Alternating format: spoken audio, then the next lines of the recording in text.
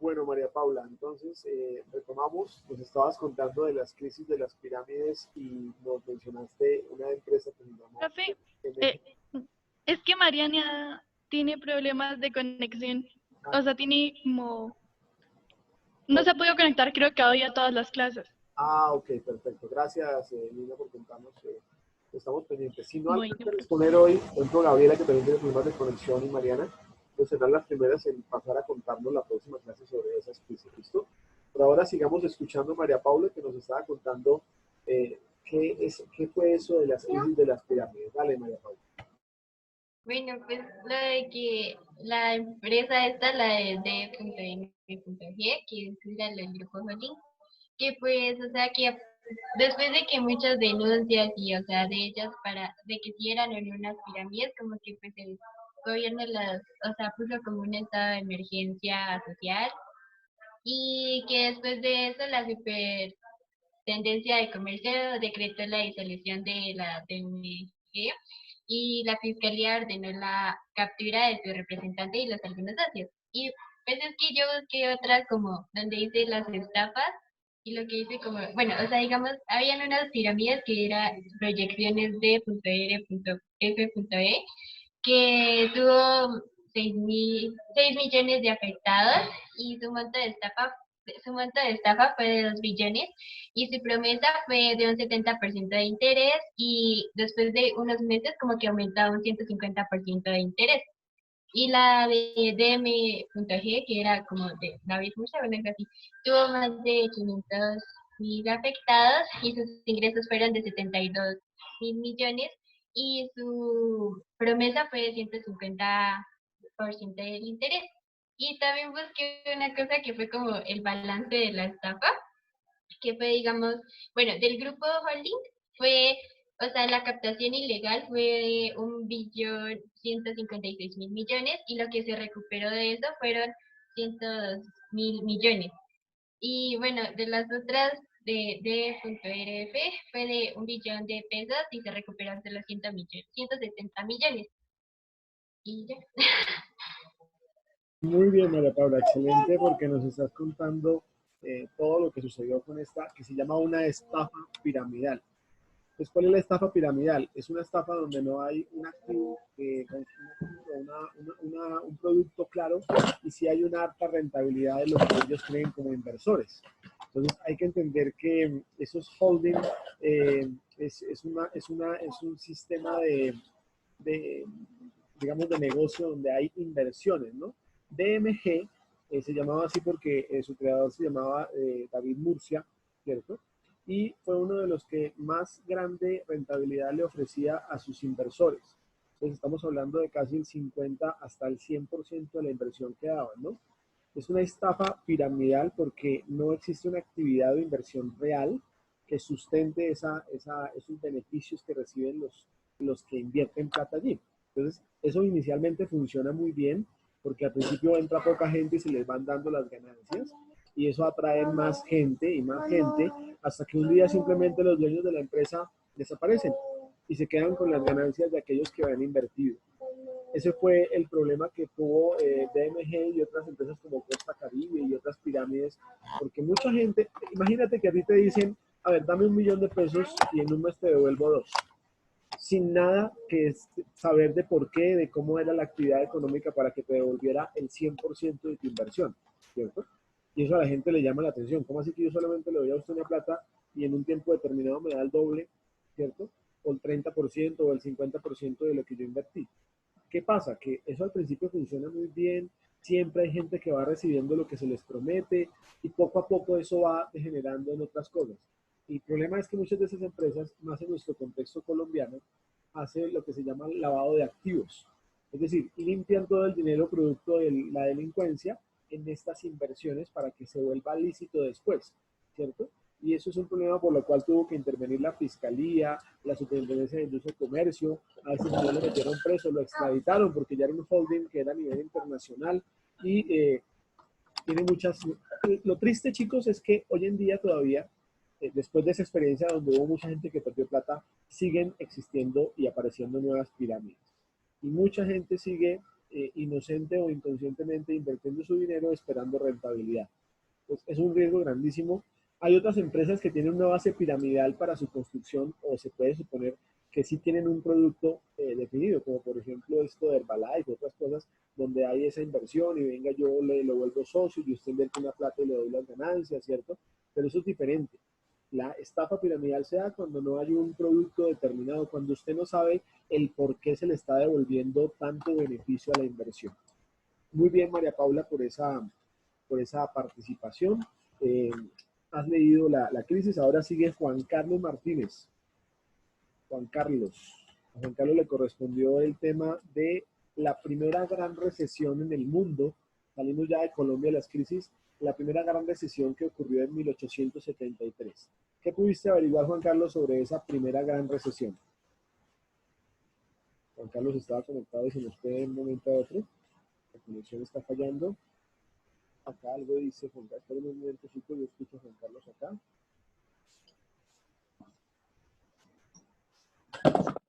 Ya se está conectando entonces. Recuerden que hubo varias recesiones a nivel mundial. Eh, la del 29, la del gran crack que creó después la Gran Depresión, porque esa recesión duró muchos años, ¿cierto? Y la última gran recesión, que es la última que está en la lista, que ocurrió en el 2007, 2008 hasta el 2010. Entonces no se volvió depresión porque pudo salir avante la economía mundial debido a la burbuja inmobiliaria de la cual nos hablará más adelante Juliana, ¿cierto? Estamos viendo las crisis, estamos tomando atenta nota de esas crisis que han presentado los compañeros. Yo aquí voy poniendo una valoración que luego aparecerá en la plataforma también para ustedes de su intervención. Y noten que simplemente era contarnos brevemente lo que ustedes concluyeron. Juan Carlos, te tocó la primera gran recesión.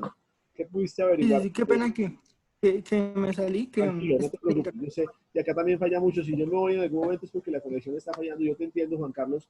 ¿Qué pudiste averiguar tú sobre ese tema?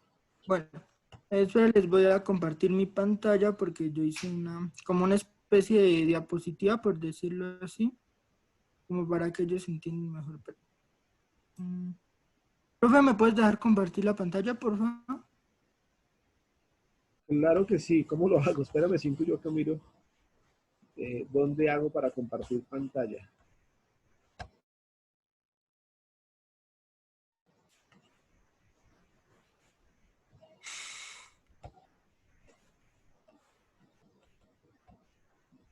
Estoy viendo acá.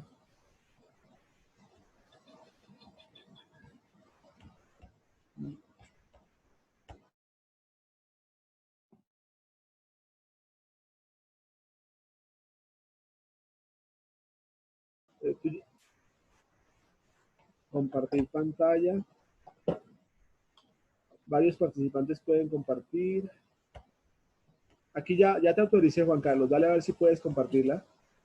Dale compartir pantalla. No, profe, no me deja. No. Yo sí puedo compartir. ¿Cómo, Mariana? A mí sí me está dejando compartir. No. Ya lo pude compartir.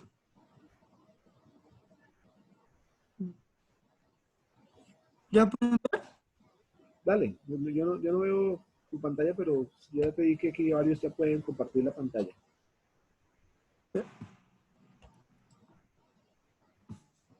Ahora sí ya la puedes ver. Ahora sí ya está empezando la función de compartir las pantallas, Juan Carlos. Ahí dice que ya.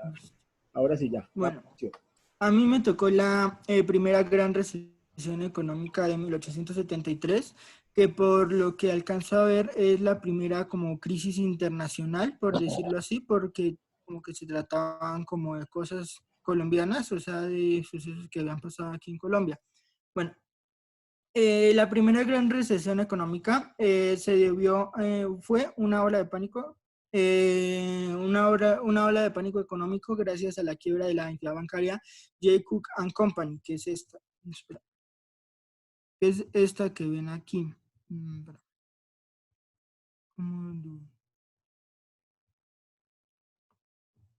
¿Qué es esta que ven acá? Espera, cambio el color. ¿Qué es esta? ¿Sí? El 18 de septiembre de 1873. Y también junto con la caída de la Bolsa de Viena, que fue el 9 de mayo, también de 1973. Entonces, esta que ven acá.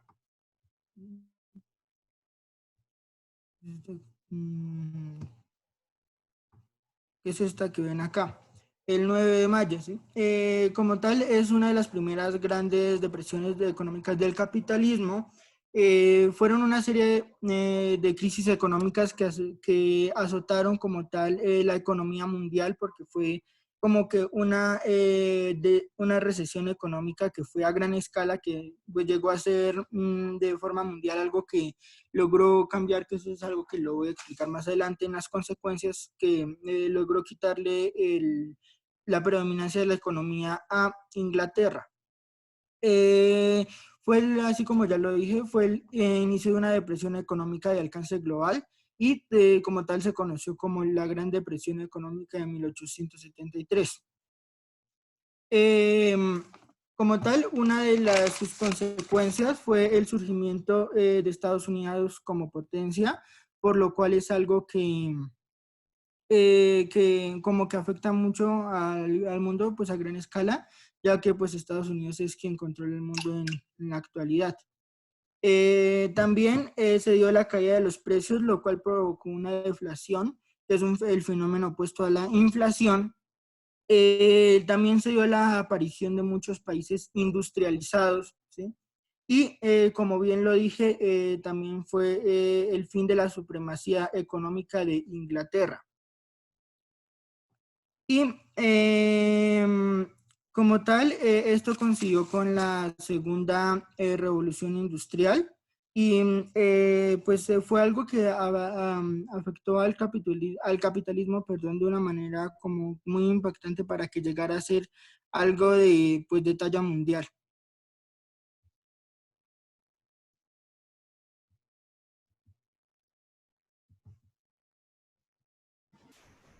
¿No fue Juan Carlos?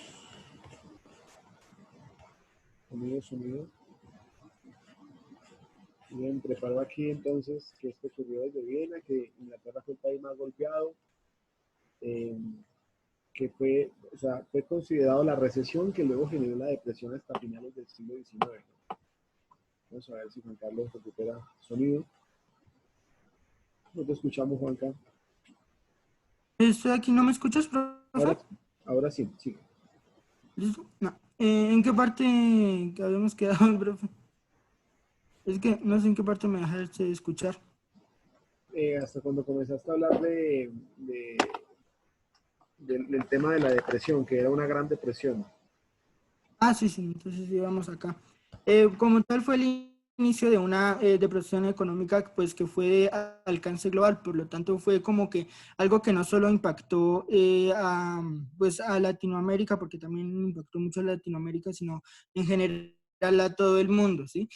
Por esto se dio consecuencias como la aparición de muchas potencias, ¿sí? Industrializadas, por eso es que como que muchas naciones resultaron siendo potencias. Se le quitó la supremacía económica a Inglaterra, que en ese momento era quien tenía el poder económico. También se dio la caída de los precios, lo cual provocó una deflación, que es como lo opuesto a la inflación, que fue algo que expliqué en el diccionario de la plataforma. Y también se dio el surgimiento de Estados Unidos como una potencia económica, que es pues algo muy importante para hoy en día, ¿no? Que es como que Estados Unidos prácticamente es el país que controla al mundo. Pues así como pues, se puede ver, empezó en el siglo XIX y terminó hasta principios del siglo XX. Y consiguió con el inicio de la segunda revolución industrial y por esto, así como lo dice acá, es la primera de las crisis de las depresiones que afectó grandemente al capitalismo.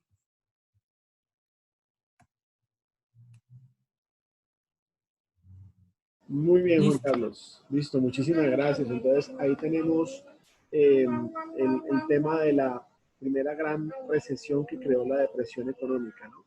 Recuerden que nosotros en el último siglo, en los últimos tiempos, tenemos varias revoluciones industriales. Entonces, tenemos, por ejemplo, una que fue con la energía hidráulica, la energía, la máquina a vapor, todo eso, la energía eléctrica, la producción en línea, y ahorita estamos en la informática y luego la parte de toda esta tecnología del ciberespacio y todo eso, ¿no? Pues esas revoluciones industriales se marcan también en medio de crisis. ¿Por qué? Porque toda crisis genera nuevas oportunidades. La salida de una crisis es la llegada a una nueva oportunidad. ¿Listo? Me disculpo que estoy acá con mi hijo que está un poco hablador hoy. Salúdalos, por favor. Entonces, si escuchan otra voz, es la de mi bebé. Me disculpen, ¿no? Bueno, muchachos, sigamos. Gracias, Juan Carlos. Vamos a proseguir. Le toca el turno entonces a nuestro compañero Jerónimo. Jerónimo. Escuchamos, Jerónimo no lo veo por ahí conectado. Ah, caramba. Y estuvo conectado en la primera sesión, ¿no? Un poco complicado. Jerónimo le tocaba El pánico de 1901. Entonces vamos a dejarlo ahí. Jerónimo se está conectando porque es que su internet está muy, muy malo. Sí, hoy no sé por qué en muchas partes está fallando la internet. Entonces vamos a dejarlo y sigamos entonces. Julito, mientras esperamos a Jerónimo, por favor, el tema que te correspondió a ti fue el pánico de los banqueros de 1907. ¿Qué pudiste averiguar sobre eso, Julio? Te escuchamos. Yo sí, pero pues es que estuvo re complicado averiguar porque buscaba videos en YouTube y nada y no me aparecía. Lo único que encontré fue pues en Wikipedia, es como lo más que encontré. Y pues lo que encontré fue que pues fue una crisis financiera pues que tuvo lugar en Estados Unidos cuando la bolsa de Nueva York cayó más o menos cerca de un 51% respecto a su año anterior. Y pues el pánico pues lo grave fue que se encadenó durante un momento de recesión cuando se produjeron varios episodios de desplome de bancos y pues esto. Entonces el pánico en 1907 se propagó por todo el país cuando numerosos bancos nacionales y locales, así como diversos otros negocios entraron en bancarrota. También averigué que pues la crisis se produjo después del fracaso en octubre de 1907 de un intento de acaparar el mercado con acciones de una compañía llamada United Cover Company. Cuando pues esta oferta fracasó, los bancos que habían prestado dinero para la operación de aparcamiento quebraron y todos sufrieron pérdidas y pues se propagaron a bancos. Y pues el resultado de esto fue que una semana más tarde, otra compañía, que era el tercer fondo más grande de Nueva York, estaba pues en la ruina. Y pues el colapso de esta empresa se llamaba Knickerbocker y esta acrecentó el temor en torno a los fondos de la ciudad, mientras que pues, otros bancos regionales retiraron sus reservas de los bancos de Nueva York.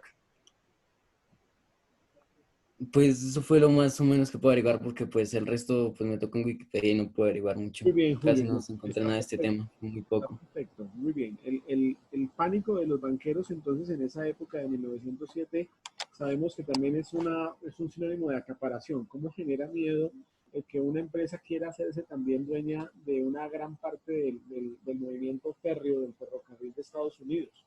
Y fuera de que esa empresa que nos comentabas tú fracasó y los inversionistas pues se vieron en crisis, los grandes bancos tuvieron mucho temor porque cuando una empresa intenta acaparar el mercado puede producirse fenómenos como la competencia desleal y otros factores que afectan a los inversionistas, a los mismos bancos. Entonces eso generó una crisis económica porque obviamente si hay pánico, si hay pánico, entonces también se genera que no hay demanda, no hay gasto, la producción también se puede ir paralizando. Gracias, Julio, por esa información.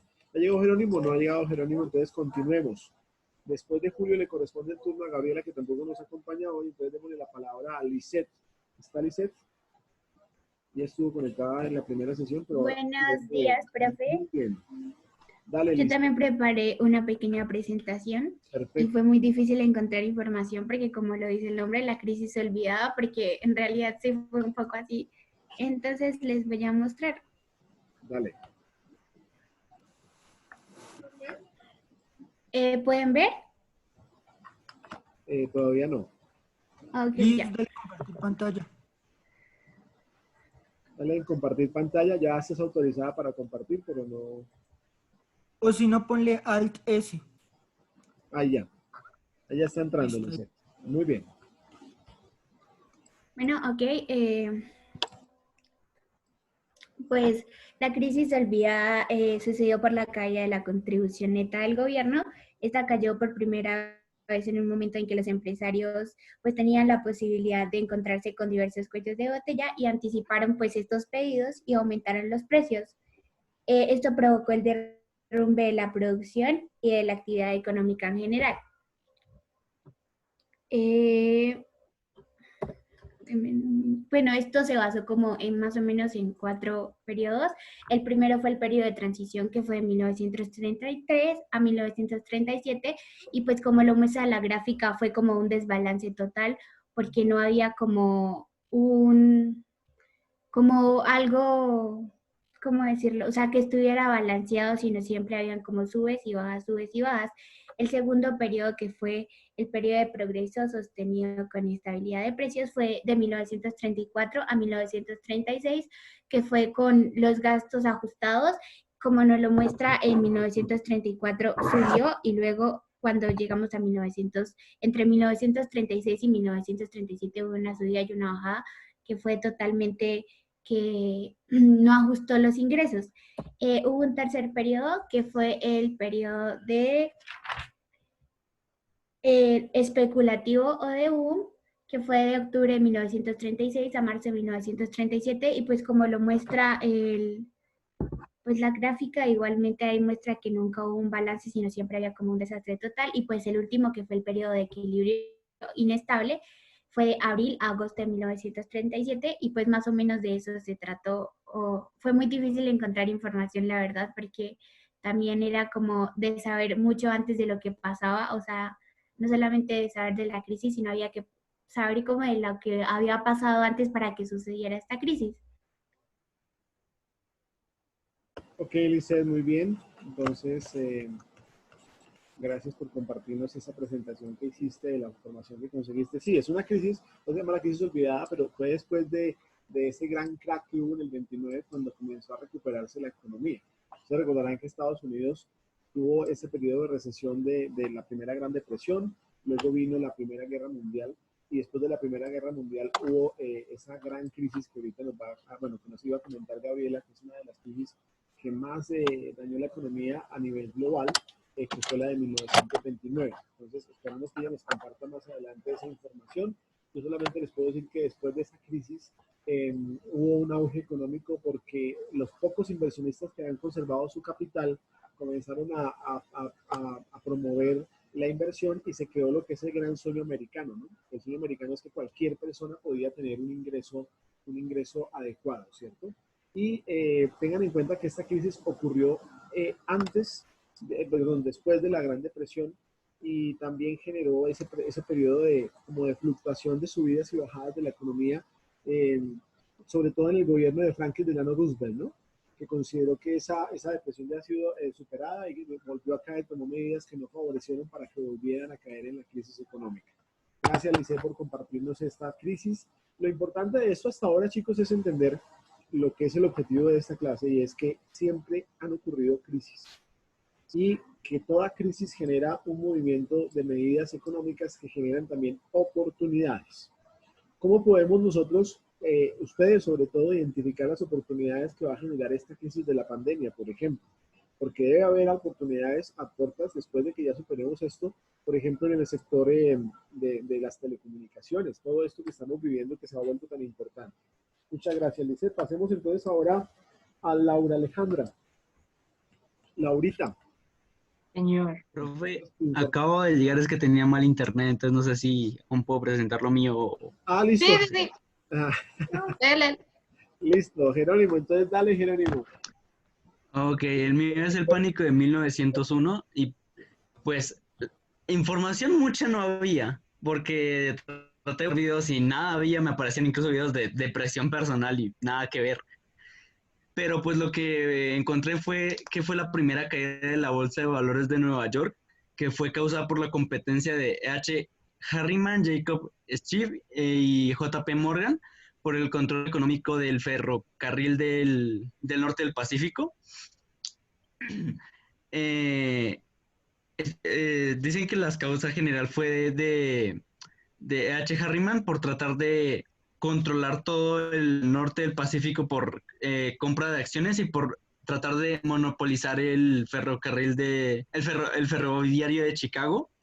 Y el desplome de la economía se generó el 8 de mayo a la 1 de la tarde, el cual los propios accionistas no se desesperaban, y al momento de pasar eso, la mayoría de los accionistas pequeños entraron en pánico, obligándolos a vender todas sus acciones de un momento al otro, diciendo que en el mismo piso de donde se controlaba todo eso, se escuchó el grito de vender, vender, vender.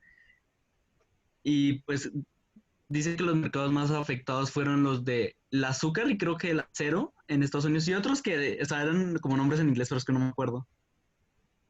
Ok, entonces volvemos a entrar allí a empresas que han querido monopolizar el mercado, ¿no?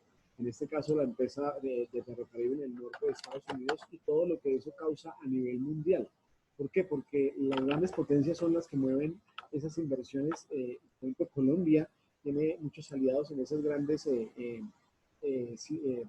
digamos, economías mundiales. Y cuando una empresa quiere monopolizar el mercado, causa que las demás pues entren en esa discusión de lo que conviene o no conviene. Es como si hoy en día, por ejemplo, en nuestro contexto actual, Claro, que es una empresa de telecomunicaciones, una multinacional de comunicaciones, que ustedes saben que viene de México con Carlos Slim y todo esto, Claro, quisiera monopolizar el mercado y comenzar a hacer estrategias para absorber a Tigo, a Movistar, a todas las demás empresas. Eso va a crear pánico porque va a generar una acaparación que puede, o sea, Claro, podría subirle a la comunicación lo que quisiera si fuera la única empresa del mercado, y eso no le conviene en últimas al consumidor.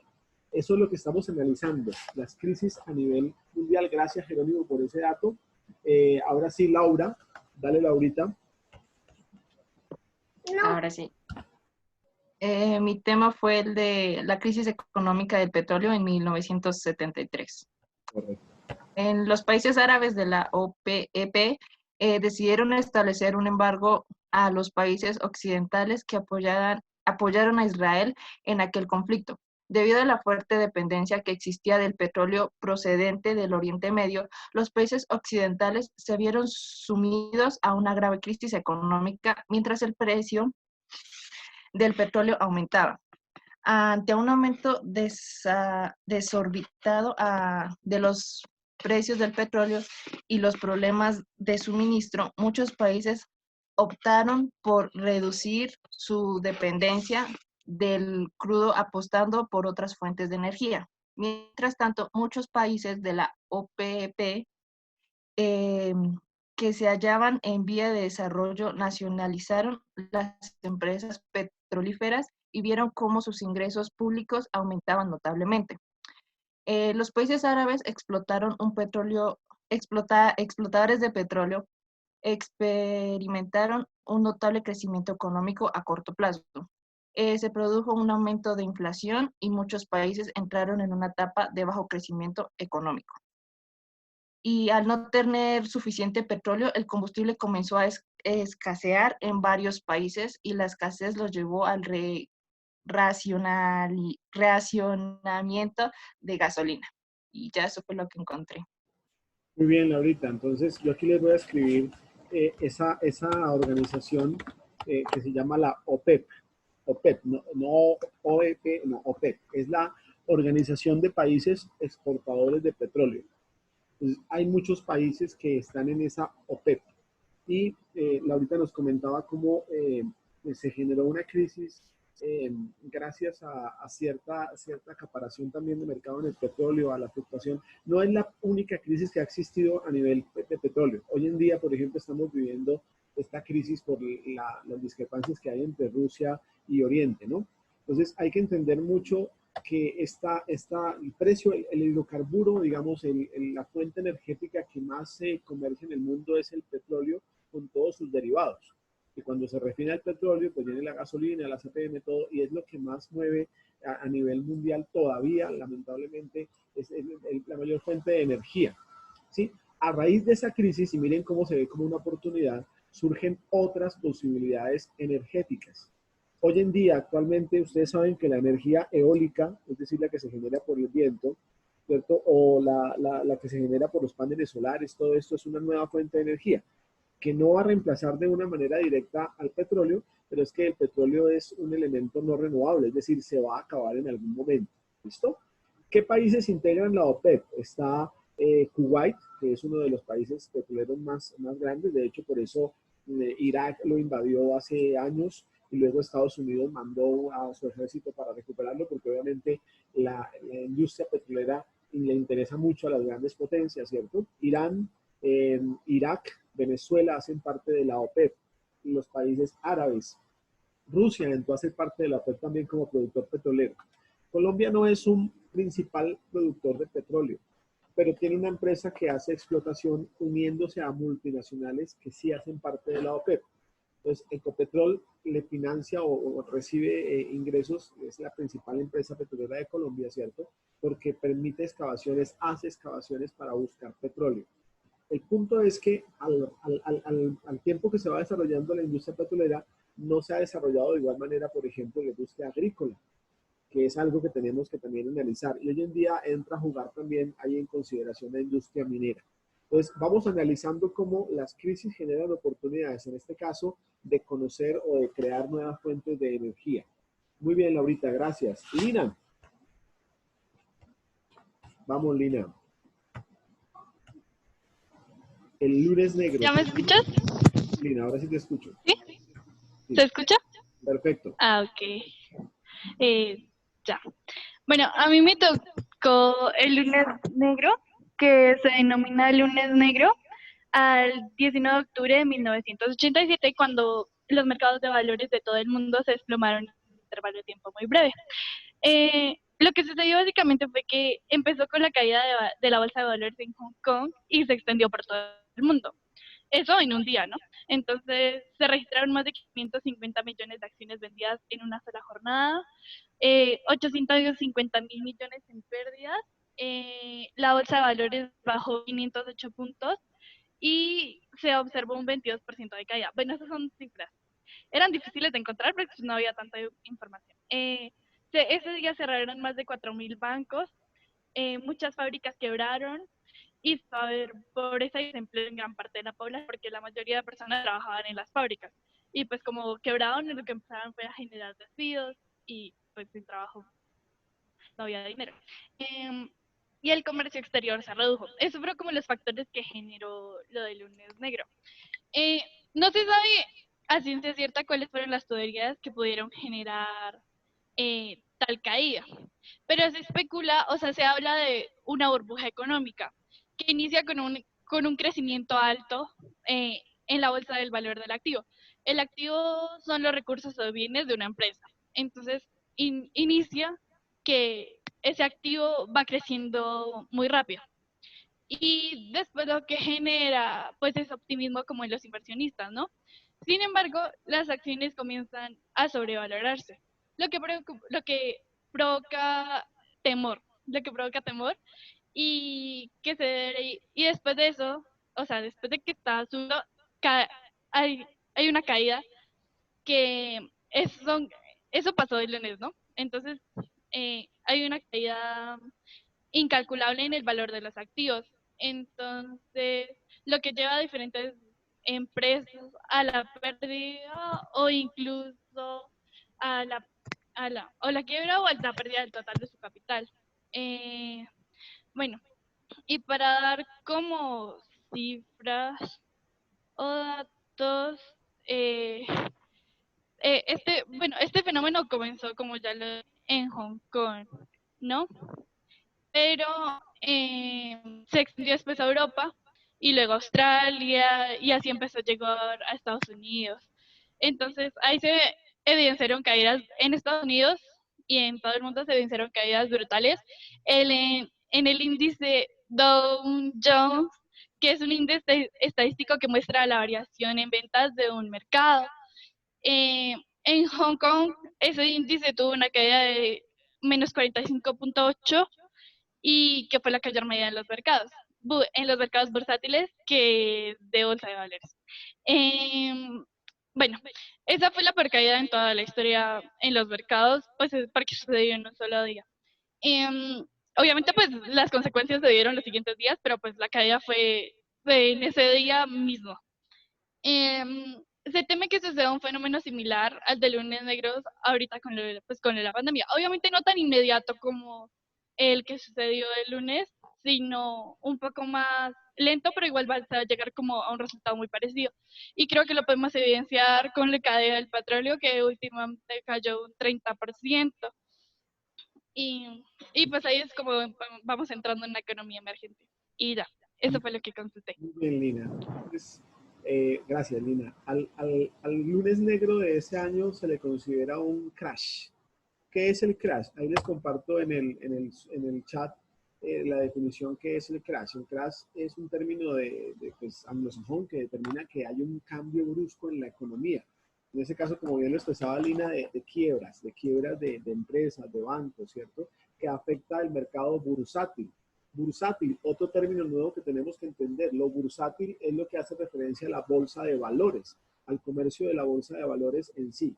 Entonces, ese crash, ese gran evento, un momento de quiebre, pues, es el que abre como el ciclo después de una crisis o de un mal ciclo económico. Recuerden el ciclo económico del cual hablábamos, ¿no? Hay un movimiento de bonanza, de alza, pero luego puede haber un evento que genere un mal ciclo económico. Entonces, digamos que la bolsa es el que tiene que, la encargada de anticipar esos crash. Ese crash del que nos hablaba Lina fue muy duro y puede ocurrir hoy en día. La pandemia como tal es un gran crash que puede generar un gran ciclo, mal ciclo económico. Gracias, Lina. Excelente presentación. Mariana le tocaba, pero Mariana no se puede presentar. Dime, Juan Carlos. Nos volvemos a conectar, que es que ya queda menos de un minuto. Uy, gracias, tienes toda la razón. Inmediatamente nos conectamos. Gracias, Juan Carlos, no me había fijado. Entonces nos volvemos a conectar de inmediato. ¿Listo?